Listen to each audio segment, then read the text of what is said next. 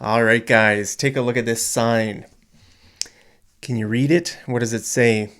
It says mile, 1 mile. Okay, 1 mile. Now, where is this? Is this in the city? No, it's not in the city. It's out in the country, right? This mile sign is out in the country. Okay, the word country has two meanings. Okay, it can mean a country like Canada or Nigeria or Vietnam. Okay, those are countries. But the word country also has another meaning. Do you know what it is? Country can also mean countryside. Okay, so if you say, I live in the country, that probably means you don't live in the city. You live out in the country. Or maybe you live on a farm or on a ranch, or maybe you just live out in the boonies. The boonies means like out in the woods. Okay, you can say if you live in the woods, you can say I live out in the boonies or I live in the sticks, right? You just maybe you're I don't know, whatever reason, maybe you just like to live alone out in the boonies, right? Here in Canada, a lot of people live out in the boonies. If you drive out into the woods, you see houses, and people live there. They live. It's maybe far away from a town. I mean, it could be close to a town, but it's out in the country, right? So that's what it means, out in the country. Now, this could also mean a country like Canada, right? Like I live in the country. I mean, let's say you're saying something about Canada, right? That's not true. I could say, well, look, I'm right. I know this because I live in the country, right? I live in the country. So if you're saying something untrue about Canada and you're living somewhere else in the world and you have some crazy ideas about Canada, I could say, well, look, I know I live in the country. In that situation, it means I'm talking about the country of Canada. Okay, so the meaning kind of, it depends on the context. But most of the time, when you would hear this, I live in the country, it would mean countryside. Okay, so you don't always have to use the countryside. You can just say, I live in the country. That means you live outside the city. Okay, so here's the word I want to teach you today: country mile. Have you ever heard this before? That's why I put the picture of the sign of the 1 mile sign at the beginning of this lesson. All right, so I want you to remember two things. I want you to remember that mile sign. What does it mean? Mile, a country mile. That mile sign is out in the country. Okay, it's not in the city. It's out in the country. 1 mile out in the country. What does that mean? The country mile. Well, this is an idiom in English, okay? So if someone wins by a country mile, right? Usually when you hear this, it will be with the verb win. Okay, so he won by a country mile. What does that mean? Well, that means he won by a huge margin. Okay, he won by a large margin. Now, this could be anything. It could be a race, like a running race, right? Like Usain Bolt, right? Remember the Jamaican sprinter. Every time you watch him run at the Olympics or whatever, he would just win by a country mile, right? So this country mile, it doesn't necessarily need to mean a literal mile, right? It's just more of like a figure of speech. It's just kind of it's figurative language. We're not really talking about a real mile, although it could. You could probably use this to talk about a real mile, but most of the time we're just using it figuratively, right?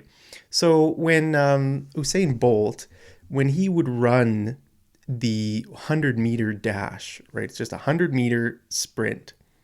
That's not a mile, right? That's just 100 meters. But we could say he won by a country mile, even though he probably only won by like a few meters, right? So when you look at the whole pack of people, right? Let's say there are like 10 sprinters and they're all running. It was very clear that he was always pretty far ahead of the other people, right? They would always kind of be in a group. He would pull ahead and he would just, you know, he would be quite a large margin ahead of the other sprinters. So you could say he won by a country mile. Okay, he won by a large margin. Okay, I don't want any visitors within a country mile of my property. I don't want any visitors within a country mile of my property. Now, who would say this? What kind of person might say this? Well, what's the name of a person who likes to be alone, who just lives by themselves? So what that means is I don't want any visitors anywhere near my property. Okay? So you could say it both ways, right? I don't want any visitors within a country mile of my property, which means I don't want any visitors near my property. Now, guys, if you're taking an exam like the IELTS exam or the CELPIP exam, if you were to say something like this is kind of like a low level answer. If you want to boost your score, you should use kind of some idiom or some phrasal verb or some figurative kind of language, right? I don't want any visitors within a country mile of my property. That would be a much better way to say it, and you get a much higher score. Okay, so what kind of person? A hermit. All right, do you know what a hermit is? A hermit is a person who doesn't really like to be around people. They prefer just being alone, and like the people I said who might live out in the boonies, out in the bush, in the sticks, right? If you come to Canada here and you drive out of a city for a ways, you get out into like the middle of nowhere, right?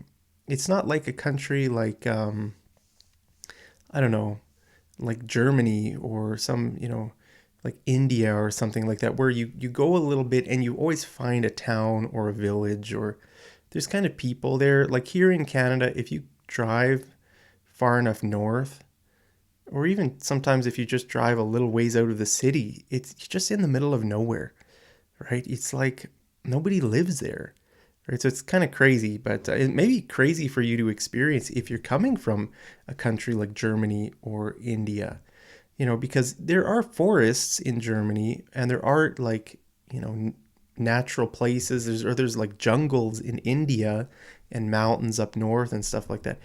I know that, but just here in Canada, just the vast wilderness. Remember when I was on my Canada trip, I was up in Labrador. Guys, that was just the feeling of being so alone in the world, knowing that there's no human beings within maybe a few hundred miles from you. Now, guys, here in Canada, we actually use kilometers, not miles. Actually, I'll talk about that in a little bit. First, I just wanted to teach you another meaning of this word. Hermit, this kind of crab is called the hermit crab. Okay, now why is it called the hermit crab? Because it lives alone, right? So the crab is named after the person, not the other way around. The person is not named after the crab, right? This crab lives alone in its shell, so it's called a hermit crab, right? So just an interesting little fact. If you like going to the beach and you see a hermit crab, then you will know what it's called in English. Okay, so here's another example. She hit the baseball a country mile. Have you ever played baseball? She hit the baseball a country mile. That means just a far way, right? Very, very far. Okay, guys, so here's what I wanted to show you about Canada, talking about distances. Okay, now Canada used to use the imperial system. They switched over to the metric system about 50 years ago. Okay, so actually that's pretty recent, right? I mean, if you think about 50 years, it may be 50, 60, 70 years, right? So how old is your grandparents or your parents or your grandparents, right? So if your grandparents lived in Canada, they would have used miles all the time. They would not have used kilometers when they're speaking. right? They would say, oh, that farm is a mile down the road, right? And they would have measured their speed in miles per hour, not kilometers per hour. But nowadays in Canada, we use kilometers per hour, and we measure distances in kilometers. Okay, but even though we do that, most of the roads in Canada were built a long time ago, right? So here's a screenshot of Canadian prairies, right? Just a random spot on the Canadian prairies. So look at these like boxes, right? So how far apart are these roads? Do you know? How far apart do you think each of these roads is? Now it's actually easier to look. This is a satellite view. It's easier to just kind of look at the default view, okay? So look at this. It's like a grid. It's like a perfect grid, right? And if you come to Canada here, you might be amazed at how straight some roads are. Some of the roads are really straight, right? So look at this. This is an actual map of a spot on the Canadian prairies. Much of Canada is like this. It's built on like the grid system, right? So how far apart is each of these, these squares? Well, I'll tell you, it's a half mile, okay? So half a mile apart. Oop, there's the homework already. So half a mile apart between these roads. So if you drive, if someone talks about something a mile away, well, you'll probably have to cross over one road and then you'll go to another road. So a mile is about 1.6, I think it is 1.6 kilometers. So it's less than 2 kilometers, right? So each of these segments would just be like under a kilometer. It'd be like 0.8 of a kilometer, I think, right? So that's some Canadian trivia for you guys. We used to use miles, and that's why the roads are built based on the mile, not on the kilometer. So maybe you didn't know that, guys. So guys, for homework, I want you to make a sentence with a country mile. Right? Easy homework today. And let me know, guys, are you a hermit? It's an extra bonus homework question for you. Are you a hermit?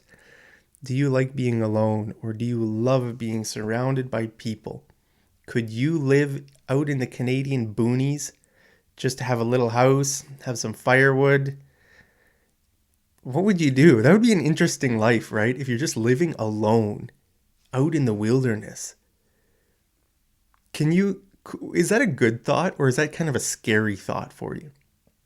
Honestly, for me, that's kind of a scary thought, just to be living completely alone out in the boonies. What's the purpose of life, Would your life have any purpose if you're living completely alone out with the bears and the deer and all the other wildlife we have here in Canada? It would be kind of a crazy life to be a hermit, right? But some people like that. So let me know if you are one of those people. But guys, I look forward to reading your homework sentences. So that's what it means, a country mile. I thought that might be an interesting term for you to learn, because actually we use that. You hear that quite often, in normal English, right? He won by a country mile. Like, let's say a politician won an election by a country mile. Let's say a politician got 60% of the vote and all the other politicians got, 10, 20% of the vote. Then you could say he won or she won by a country mile, right? It just means they won by a huge margin. All right, guys, that's it for today's lesson. Just a quick little vocabulary lesson for you. So I hope you learned something. Hope you enjoyed it. Guys, thank you so much for always watching my videos. I really appreciate you. As always, I love you so much. Stay safe, and I'll see you over in the next episode of Mad English TV. Take care.